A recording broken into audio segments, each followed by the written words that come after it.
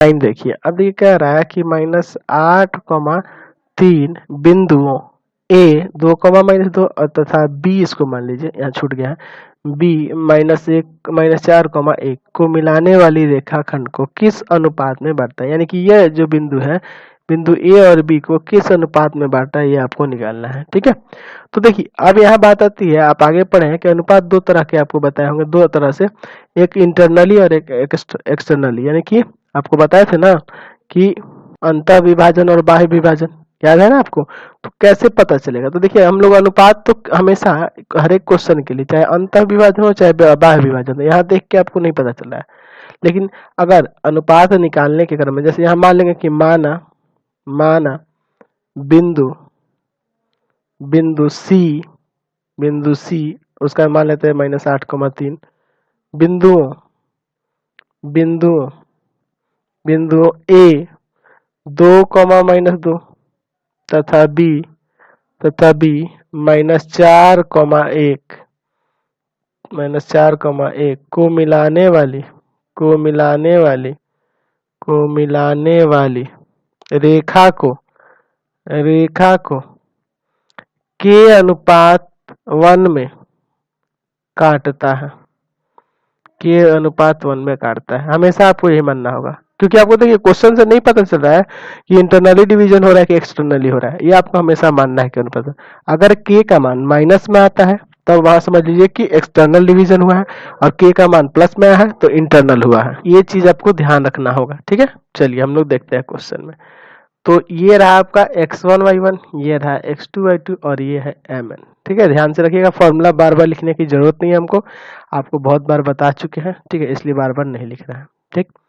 चलिए आपको क्या करना होगा, m, तो m की जगह ये होगा, n की जगह ये होगा, m x2 यानी कि ये वाला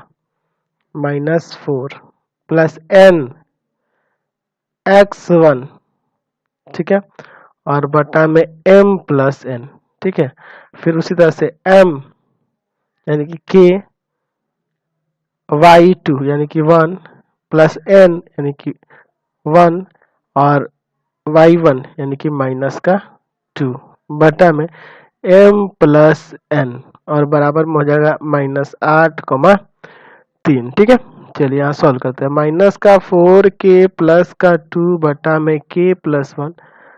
यहाँ k -2 बटा k प्लस 1 बराबर -8,3। देखिए अब इसमें से x नियामक को x नियामक के बराबर कर दिए, या y नियामक कोई एक करेंगे तो हमारा काम हो जाना है। ठीक है, कोई भी एक कर दीजिए, -4k प्लस 2 बटा k प्लस 1 बराबर में -8, ये जाकर उधर गुना करेंगे ना तो हो जाएगा -4k प्लस का 2 बराबर में -8k -8, इसको इधर ले जाते हैं, इसको इधर ले जाते हैं, -4k प्लस का 8k बराबर में -8 और -2। चलिए यहाँ हो जाएगा 4k बराबर में यहाँ -10, यानी कि k बराबर आ जाएगा -10 बटा 4, है ना, 2 से काट देते हैं, 2 5 10। देखिए k का मान माइनस में आया है ना, निगेटिव है, यहाँ पे माइनस में है 5 बटा 2, यानी कि ये माइनस आने का मतलब है कि बाह्य विभाजन हुआ है। ठीक है,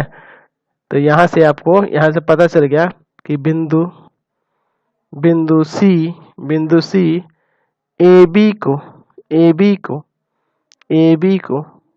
5:2 में बाह्य रूप से विभाजित करती है, समझ गए, तो याद रखना होगा, ये विभाजित करती है। ठीक है, तो इसलिए हमेशा याद रखेंगे आप लोग कि अगर माइनस में आएगा के का मान तो बाह्य विभाजन हो रहा है, और प्लस में आता है तो अंतः विभाजन होता है। ठीक है, इसीलिए इसमें फिगर नहीं बनाया है, फिगर बनाते तो गड़बड़ हो जाता है ना, इसीलिए फिगर नहीं बनाया है, क्योंकि यहाँ बाह्य विभाजन हो रहा है, अंतः विभाजन हो रहा है, इसका पता तो आपको बनाने के बाद ही पता चलेगा, इसलिए इसमें फिगर नहीं बनाया जाएगा।